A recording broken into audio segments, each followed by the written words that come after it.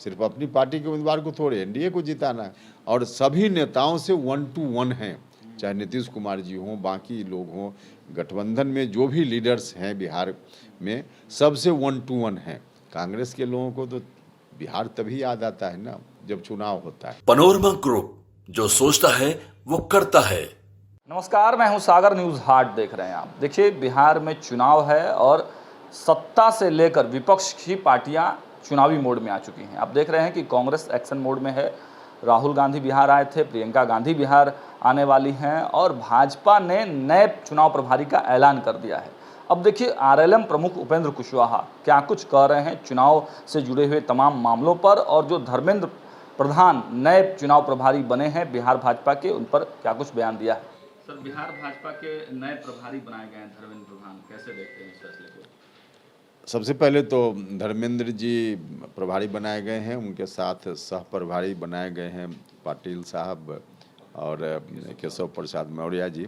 तो इन सभी को हम बहुत, प्रधानमंत्री नहीं हुए थे 2014 में, प्रधानमंत्री पद के उम्मीदवार थे और 14 का जो लोकसभा चुनाव हुआ उसी चुनाव के माध्यम से प्रधानमंत्री बन पाए।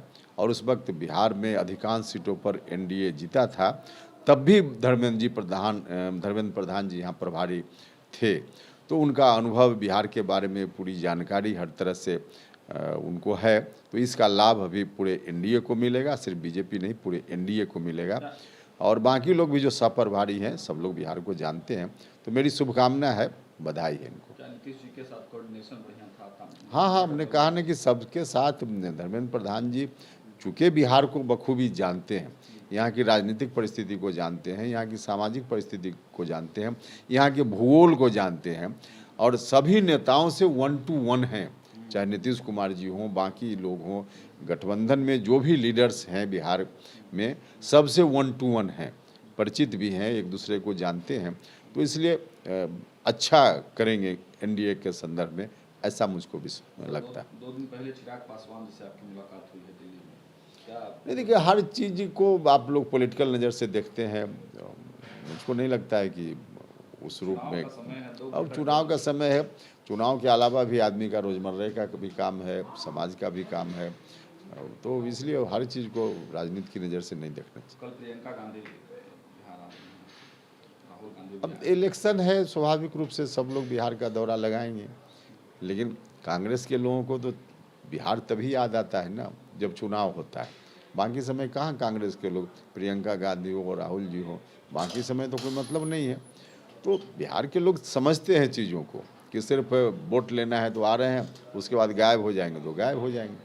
आवे क्या फ़र्क पड़ेगा, कोई फ़र्क नहीं। 6 तारीख तक का मतलब दिया गया है कि ट्रांसफर पोस्टिंग करा लेना है चुनाव आयोग की तरफ से। 6 तारीख के बाद हो सकता है आचार संहिता लग जाए, तो अब कब तक आप लोग सीटों का फैसला लेंगे? इलेक्शन कमीशन के अनुसार फर्स्ट वीक अगले महीना आचार संहिता उसके आसपास लगना है।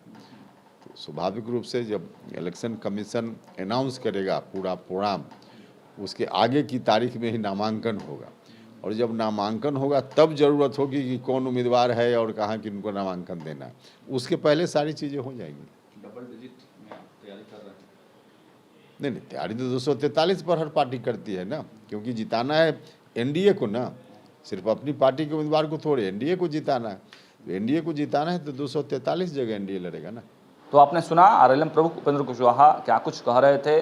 साफ साफ उन्होंने कहा कि हमारी तैयारी 243 सीटों पर है। हमने जब सवाल किया कि क्या डबल डिजिट उपेंद्र कुशवाहा को आरएलएम को मिलेगा, तो उस पर उन्होंने कहा कि हमारी तैयारी 243 सीटों पर है, क्योंकि गठबंधन के घटक दलों को भी हमारा फायदा मिलना चाहिए। वहीं चिराग पासवान से उनकी जो मुलाकात हुई है उस पर सवाल पूछने पर उन्होंने साफ कहा कि हर चीज़ को राजनीति से देखना ज़रूरी नहीं है, कुछ संबंध व्यक्तिगत भी होते हैं। लगातार चुनावी अपडेट्स और अंदर खाने की खबरें आप तक पहुंचाते रहेंगे। देखते रहिए न्यूज़ 8। बहुत बहुत धन्यवाद।